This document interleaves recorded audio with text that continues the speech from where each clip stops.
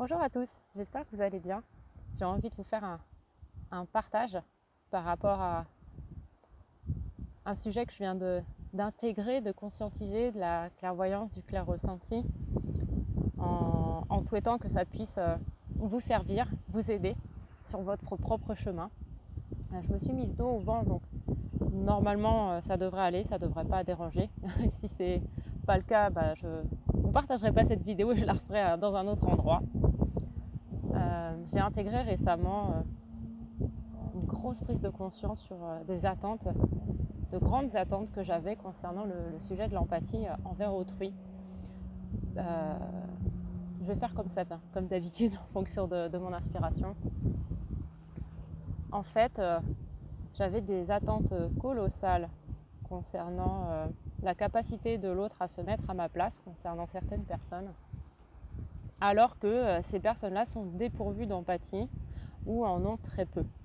De ce fait, déjà et d'un, c'est impossible de donner ce qu'on n'a pas.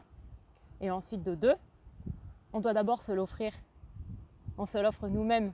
C'est comme si, en fait, si vous voulez, je remettais mon bonheur dans les mains de quelqu'un d'autre qui, en plus, ne sait pas ce que c'est que le bonheur. Donc, autant vous dire que, inconsciemment, j'aurais pu attendre toute la vie. Donc, souvent, quand on peut entendre, lire ce genre de choses, partager ce genre de choses, le cerveau va dire bah oui, c'est évident. Mais sauf à quel point ce que l'on sait, on l'intègre dans notre vie. Et c'est là où il y a un gouffre entre ceux qui savent et ceux qui sont. Ils sont dans le terme être, qu'ils sont présents et parce qu'ils sont, ils font. Ils incarnent. Et là, je me suis dit, mais en fait, c'est à moi de m'apporter cette empathie pour moi. Je me suis rendu compte qu'en fait, comme je suis quelqu'un d'hyper empathique, j'avais pris ça inconsciemment, comme je suis compétente inconsciente sur le sujet de l'empathie, je ne me rendais même pas compte que je l'offrais aux autres, mais je me suis oubliée en fait dans l'équation. Et donc forcément, c'est bancal, c'est déséquilibré et ça fonctionne qu'un temps. Et c'est pour ça que la vie nous met gentiment sur nos chemins des expériences bien désagréables pour que, réveille-toi, tu vas pas dans le bon sens, allô. Et puis, moins on écoute, plus c'est intense, plus c'est violent. Sauf qu'à un moment donné, vu le chemin que j'ai choisi depuis plusieurs années, j'ai plus besoin d'aller expérimenter la vie avec autant de violence et de difficultés. Heureusement. Parce qu'à un moment donné, sinon, ça veut dire qu'on n'apprend pas de nos erreurs, de nos expériences. Et là, en fait, le fait de conscientiser que c'est à moi de m'intégrer dans l'équation, de m'offrir ce que j'offre naturellement aux autres, déjà, ça m'a déchargé d'un poids mais énorme, un paquebot.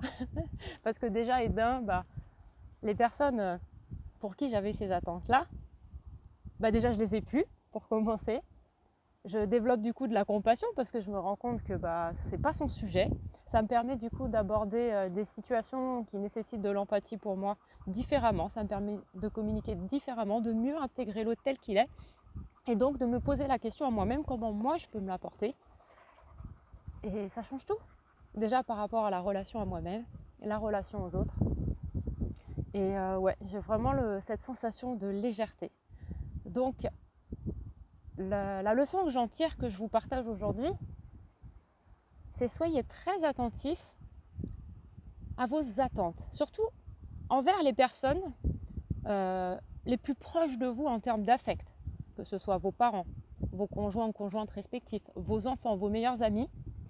Je vous invite tout particulièrement à être vigilant sur les attentes, conscientes ou pas, ou essayer de les conscientiser que vous avez envers ces personnes pour qui vous avez beaucoup d'affect, parce que ces attentes sont un grand indicateur, un joli miroir de ce que vous ne vous offrez pas dans votre propre vie à vous-même. Donc en gros, c'est comme si vous remettez ce besoin fondamental pour vous dans les mains de quelqu'un d'autre qui très souvent, la vie est bien faite, n'a pas ou peu ce dont vous avez besoin et ce dont vous lui demandez.